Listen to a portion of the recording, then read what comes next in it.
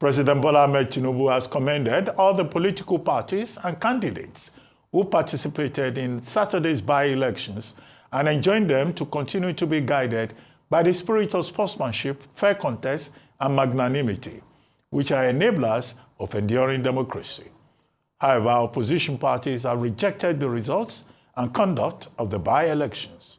The PDP accused INEC of deliberate sabotage and described the election process as a severe blow to Nigeria's democratic integrity. On their part, the African Democratic Congress, ADC, says Saturday's by-elections showed that democracy has declined under President Bola Tinubu's administration.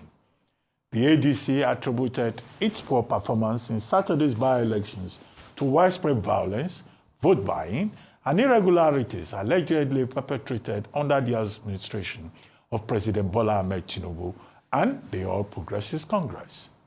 Joining us on this show to discuss the conduct of Saturday's by-election is Felix Morka, National Publicity Secretary of the APC, and Salihu, a member of the African Democratic Congress. Good morning, gentlemen. Thank you for joining us on the morning show. Good morning.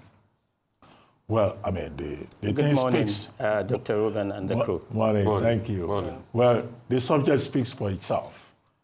The APC, having won 12 out of the 16 constituencies in 12 states of the Federation in Saturday's by-elections, is claiming that it was hitch-free, it was violence-free, and that it was a successful program. But all the other political parties, ADC included, are saying that it was a sham of an election, that the APC sabotaged other political parties. In fact, in Adamawa, the Adamawa PDP is heading to court. The chairman of the PDP in Adamawa is on record as having said, if the result in Ganye is not reversed, there will be no democracy in 2027. In Kano, Ogun, Kogi, and other states, a total of 333 thugs were apprehended. Nobody knows what will happen to them. So we have two views, and we have two persons from two different political parties.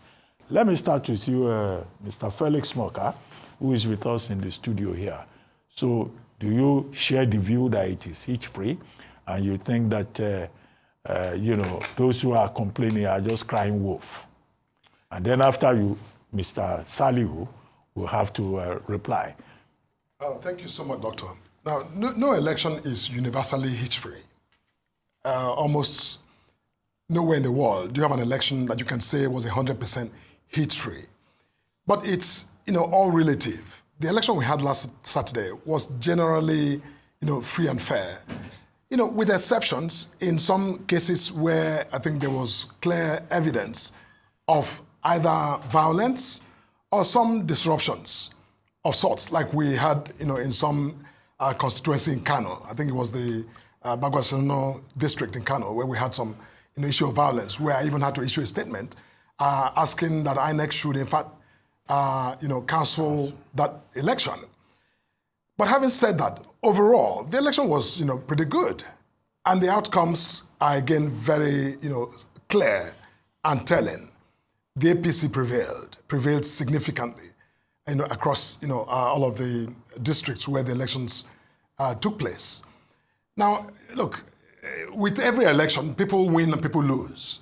And I think it's become fashionable in our country for those who sit on their hands, who don't do enough to vie and compete for votes when elections come, to wait until the results are announced and then to go to town, speaking a lot of profanities. And that's what we're hearing, with some of which you referenced, moments ago. Now, the ADC, I'm happy that we have someone on the line, should be explaining to Nigerians, how they came up with such, a very, very, austere, outing at an election, coming on the heels of all of the propaganda and all of the stories told about, their, eminence in our democratic space. They should be making that explanation, not pointing fingers at the APC. We simply, mobilized, canvassed for votes. We went out there and our candidates prevailed. And I think that we have every right to celebrate our victory at this just concluded election. Okay, thank you. Dr. Salihu. Dr. Salihu, are you with us? Dr. Salihu is in our Abuja studio. Okay, clear. Now I'm sure you had Mr. Morka here in the Lagos studio, where he says that what happened last Saturday, August 16, was free and fair, and that the APC won fair and square, and that the opposition is just mouthing profanities. So he already said maybe you'll be talking profanities and all of that. But what's your view? Well, my good friend and brother, Dr. Morka, has spoken what is expected from a minder of the establishment and, a spokesperson of his party. But I'm sorry, he's gotten it completely wrong. Nigerians have watched with disgust and with appalling, dispositions what played out in the by-elections. We have, these elections conducted in 12 states, over 32 local governments, 6,987, I guess, polling units. Now, these elections, Dr. Abati, they do not in any way represent a barometer for gauging what is to come in 2027. I'm not going to take the bait from Mr. Morka to suggest that these elections, are a yardstick that will tell Nigerians what to expect in 2027. That is not the issue. The issue at stake now, the empirical issues to discuss, are the issues of transparency, integrity of the election process. You have 300 thugs arrested by security agents. In one local government alone in Kano, 200 have been arrested. There's an individual that was caught with 25.9 million naira trying to buy votes in Zamfara State. For the first time in our election history, soldiers were deployed in a ward in Sakajiki where there was, daylight box snatching. Thank God the INEC has, declared that election inconclusive. But when you look at the conduct of the elections, when you try to look at the figures, 6,900 polling units as against 176,000 polling units nationwide that will play out in 2027. This is an insignificant comparison.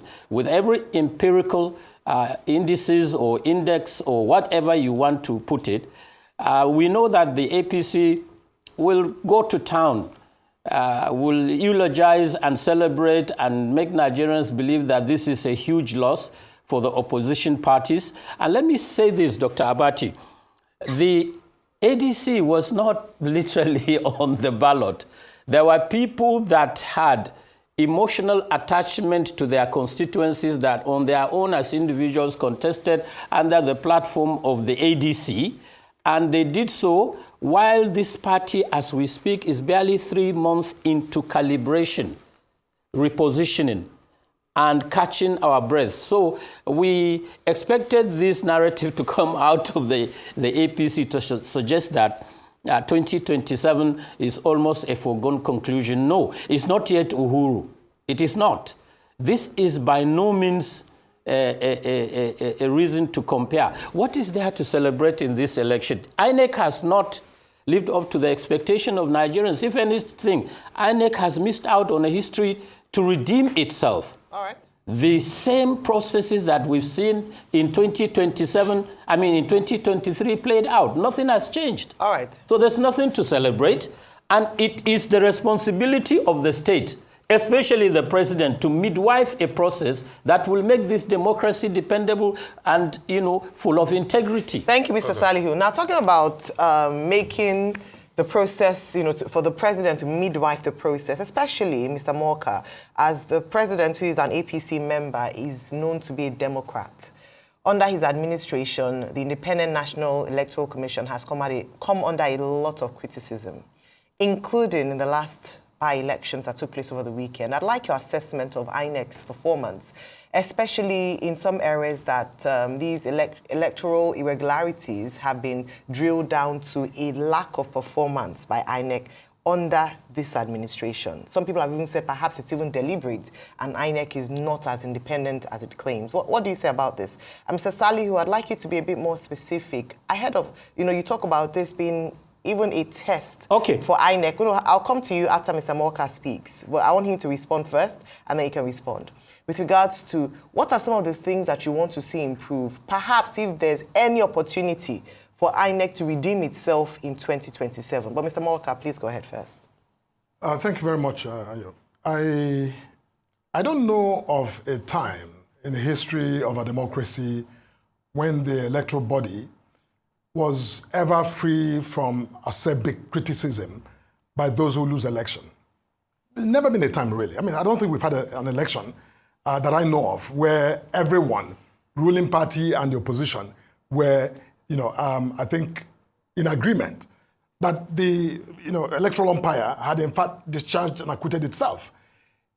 Typically, people who lose elections have more reason, even, the incentive to make excuses and to look for a scapegoat to blame for their loss. That's what we're saying. This is just, going by the old playbook, where you lose an election. Of the opposition, yes. Are you saying that INEC did well?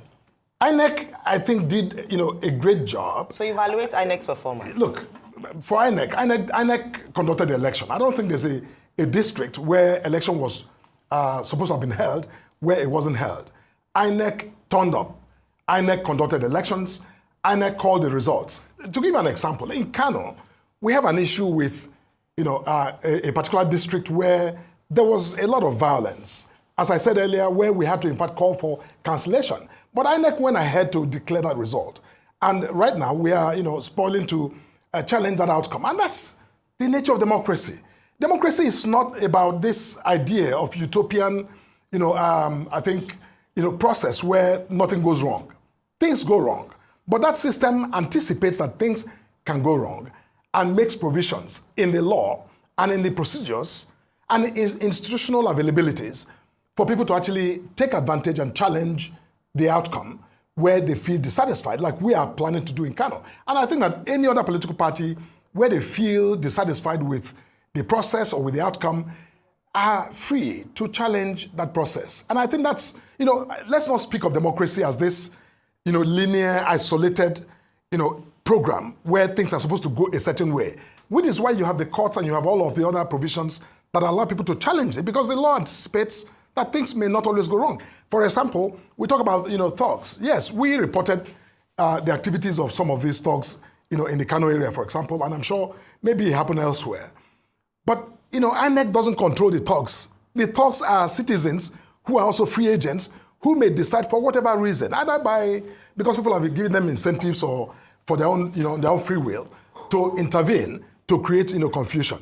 When that happens, we can't put that on INEC. INEC to my knowledge, INEC does not have folks on standby, waiting to disrupt its own elections that is conducted. So look, the point I'm making is that we must, I think, put these things in perspective, that when things go wrong, what we should celebrate is that there are facilities available for people to interrogate that process, challenge it, and upturn it if you have evidence to actually prove your point one way or the other. But we shouldn't, condemn the entire system or destroy the institution of INEC just because, we lost election. I think that's what the ADC and the other opposition parties are seeking to do, to discredit an institution that, to my mind, and I think to the mind of many Nigerians, that are doing a justifiable, job that they've been charged to do. Okay, so INEC has done a justifiable job. You scored them pass mark for the last weekend. Mr. Salihu, do you agree with Mr. Morka? I think INEC as an institution has proved to Nigerians beyond any reasonable doubt, beyond any iota of doubt, that they are not ready. They are not ready to change from a leopard does not change, its spots. What played out in 2023 played out last Saturday, will play out again in 2027 if you have the same set of people, the same kind of contraption, and the individuals, from top to bottom, in the leadership of INEC. Look, let me say this. It's a bit personal, but let me share this with you. In 2016, I was privileged to contest, a by-election of a similar nature in Bauchi for the Senate, replacing, the late Ali Wakili of blessed memory. On the same day, we had an election in Daura. The results in Daura were pronounced by 11:45 p.m. My own election in Bauchi South Senatorial District took 3 days. Yes, you heard me right. 3 days to pronounce. And the reason was simple. Because the state, the establishment, INEC, had to work over a period of 3 days to cancel 83,000 votes of mine to declare an APC candidate a winner. 83,000 votes. They were mining votes from one local government to the other until they got to a number that they felt was reasonable enough to justify, their own incompetence. And so they declared the winner, the loser, as the winner. And we've seen this played out even in states where somebody that was number 3 was, part of the process that became eventually number 1. What we are saying is not about even this by-election. No, we are saying that the democratic environment that we have today is on a downward spiral, and that INEC is complicit. INEC is partly and almost entirely responsible because it is the umpire. And we always hear this kind of narrative that is so undignifying, that is so condescending, that when you lose, you can go to the courts. Which court? In which democracy? In which country? Okay. In this Nigeria of today? Okay. And it is now left for Nigerians to do a surgical analysis of what they expect to have as a free and fair election going forward. Okay. But with this contraption, I'm not convinced that we have transparency upon ourselves. No. Okay. So I'll ask my questions and you'll do some rebuttal. So concerning that your case, and this is not holding breath for INEC, I think INEC also was shambolic based on the reports in these last elections. Materials didn't come on time. A lot of things didn't come on time. And that's why when Mr. Bayo Ononuga did tweet that how market ADC, I thought his tweet should have been directed to INEC, that how market INEC, because INEC once again showed that the problems we complained about in the last elections were not solved. But I'd like to come to you. Concerning this, your case, number 1, that you said INEC mined over 83,000 votes. Did you go to court? And what did you arrive at in the court? But secondly, I'm also going to hit you hard as a very fair umpire. A lot of people said the APC, ADC too didn't do well. And your party did not try. Because you mobilized for this election, didn't you? The people that you are saying, they just campaigned based on the goodwill of the ADC. It was not that simple. There was mobilization for money. You people mobilized it with money. In fact, Peter Obi campaigned for the ADC candidate in Anambra. So what happened? This is the shambolic reflection of the so-called party that said they can save Nigeria. Because it's just easy. And my last question will be, if ADC had won, would you come and say all you are saying here today, sir? I'm sure I'm speaking in mind of Mr. Felix Morka here. I'm speaking your mind. Because when I come for you too, don't complain, no. I'm speaking your mind, though. If ADC had won, would you say what you are saying now? Okay, let me answer the question in a reverse order. Look, when you look at the results, and you have the facts before you, my brother, the results states that, 12 seats or thereabout were won by the APC, one by the PDP, one by NNPP. And so even those that came second literally did not have a showing. And the narrative has always been to now zero in on the failure of the system, to the failure of ADC. No, we won't accept that. We were on the ballot, yes, but we were not significantly on the ballot even at 20% at the electoral level. Check it out. So when we are not even contesting in almost 80% of the seats, nobody can come and tell me that we have done woefully. No.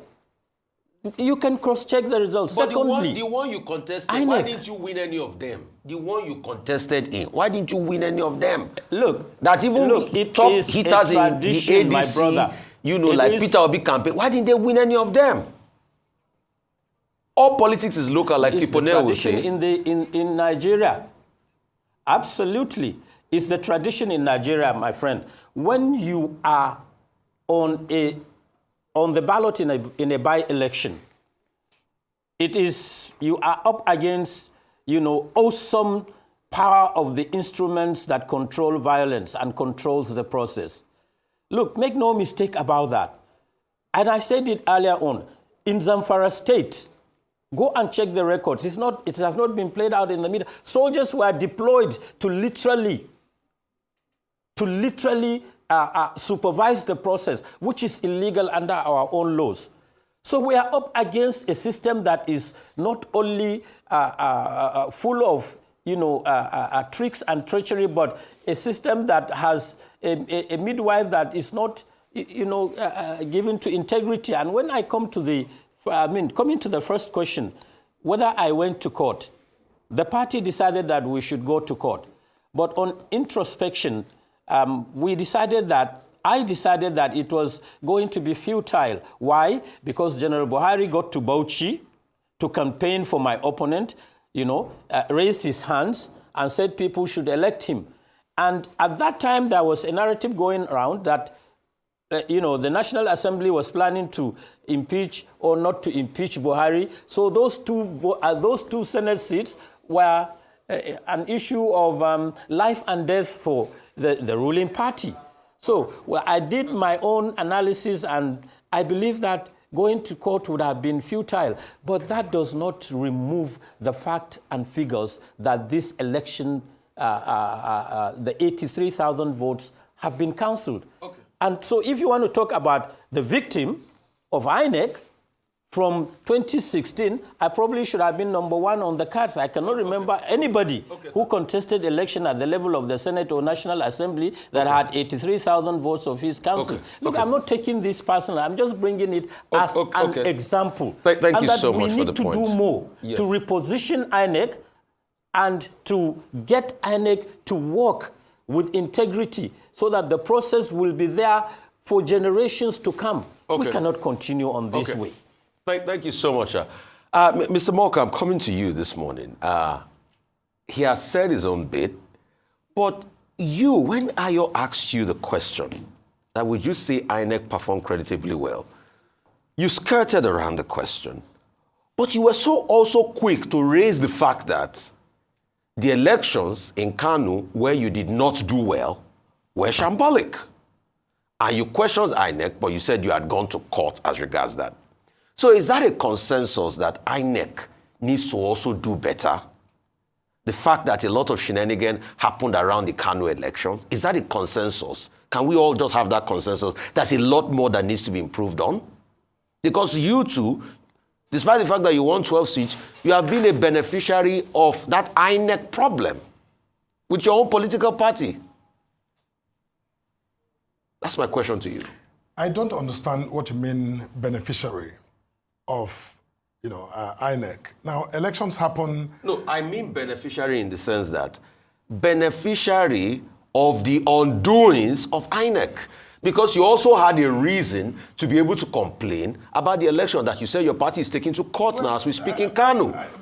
So I don't see that. Be it negative beneficiary or positive beneficiary. Thank you. That's so negative beneficiary I wouldn't think about it as us benefiting from something that we're complaining about. There's nothing to benefit.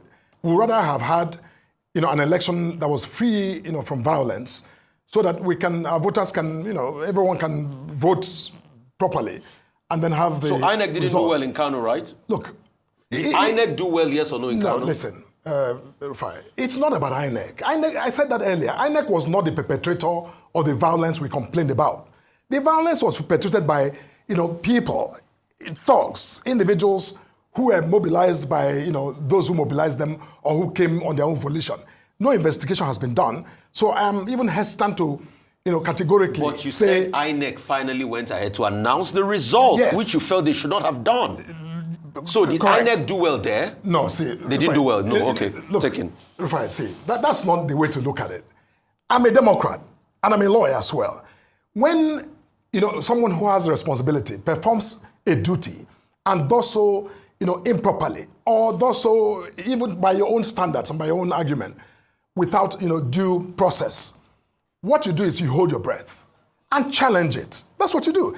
We complain. We put that on record. So INEC didn't do well by announcing that result despite the skirmish. INEC has no responsibility to simply do something because APC says so. They don't. No, but in your estimation, Yes. did INEC do well by announcing a result for an election after you guys complained of a skirmish? INEC did their job, and it was within Were you happy about it? No, if I wait. If you were not happy, why did you go to court to challenge INEC and that result? My dear friend Rufai, let me answer this. It's not complicated.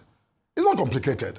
INEC, by law, has the duty to conduct elections, and within that duty, they have both the discretion and the authority to make declarations as they determine. They're not there to, in the process, listen to APC and do what APC says, or listen to ADC and do what ADC, wants. But you challenge that decision of INEC. Fine, you're interrupting. We need to wrap up this session of the program. You have not let me answer the questions. Please, just give me a moment. We need to wrap this up. INEC is the convening authority for elections. And INEC made their call to declare that result despite our complaint. And my point is that INEC is within its authority to do so. Now, we have, and it's also within our authority now, to challenge the decision of INEC. That is how the law works. You don't, just speak and expect INEC to respond in the middle of an election. Whatever they do, we have put it on record. And when we go to court, that is part of the evidence. Challenging INEC. That is part of the evidence we bring in. We're challenging the outcome of that election. Very good. Now, challenging INEC. Having said that, look, let me not spend all my time on that. The point is that I listened to Mr. Ladan speak about how ADC only contested a few. If ADC contested a few seats, that's the more reason why we expect the performance to be, more significant than the zero that they recorded. It's not an excuse. And, look, I think that we need to all just understand that voters are the controlling authority when it comes to elections. Okay. They make decisions about who wins and who loses. Okay. In this election, I think the voters spoke very loud and clear and, gave APC victory in the majority of the seats contested in the elections. Morka, I need a clarification from you. Yes. And then I will ask a general question for both of you. Now, that question is this. You said losers always complain. They always blame INEC when they lose elections. Well, your party lost election in the Southeast during the 2023 elections. Please remind me, did you blame INEC at that time? By the same logic, APC didn't quite do well in Lagos State in 2023. Did you hold INEC responsible for that? But the general question I would like to ask both of you is, Professor Yakub Mahmoud's tenure will expire in October 2025. He's been the longest serving electoral umpire since the return to civilian rule in 1999. He conducted the 1999 general elections, the 2023 general elections. Now, this by-election will be his major last assignment. I think it's about time we began to assess his 10-year tenure. And I would like to hear, your assessments, over the 10 years that he spent in that position. Where do I start from?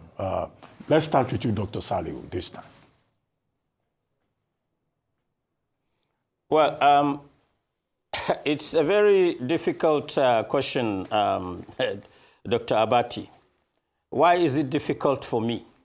It is difficult for me because Professor Yakubu Mahmoud, we literally grew up together, and we shared a lot of things, from our days as kids to the time we metamorphosed in our different spheres of national service to where we are today. We are literally connected, and if somebody will even tell you we are literally related.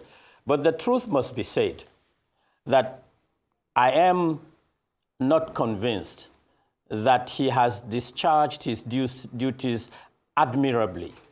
He had his own shortcomings, he had his own constraints and limitations, but the truth of the matter is that if my son were to be in his position and he did things right, I will celebrate him.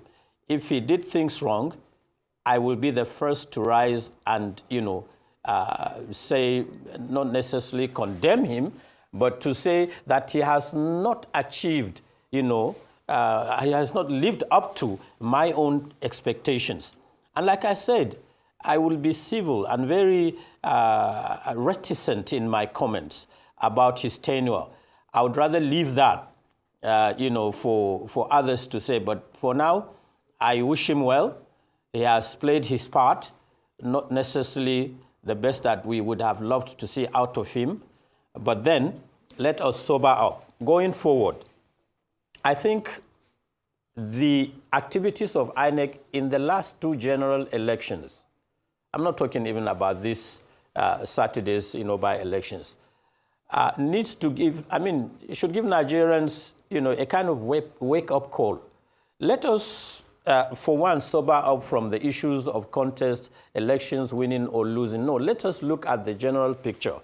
The general picture, in my view, should be that we can do better. We must ensure that going forward, when the next INEC chairman comes in, the conditions of, if you like, the situation will be better enough to play out with integrity, to win the hearts and minds of Nigerians, to believe that elections can be credible and credit-worthy, and to give the media a space. Why do you need INEC, in fact, to announce most results? Let us follow the path, in America. Arise should be able to have correspondence at polling stations or returning officers in wards and call out results.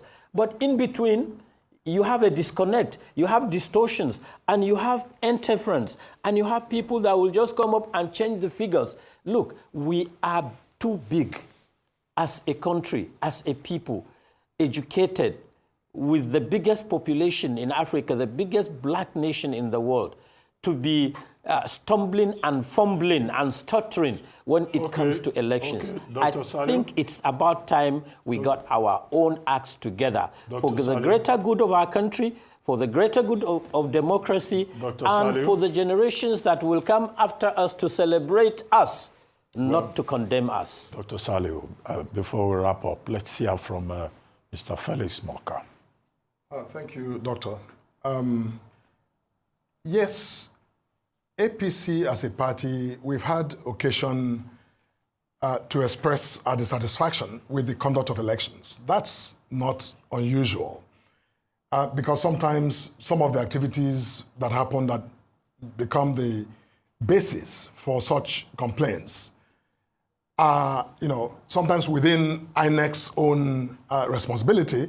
Sometimes there are things that are done by external parties that we believe undermine the quality of the election, and therefore we complain. But that we complain does not mean we are, altogether challenging or asking for anyone to disband INEC for, non-performance.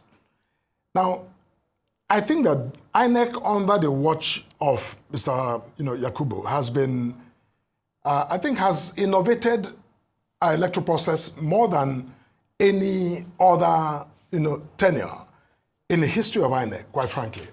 A lot of what we're discussing today, all of the facilities, whether it's in the area of digital innovation for our election system, came under the watch of this chairman. And I think that we must, again, grant them that facility of, I think, commendation that they've done their part. Yes, not a perfect institution as, his tenure begins to wind down, but definitely it's been a tenure where we've seen new things happen that I think now give us more encouragement for the future.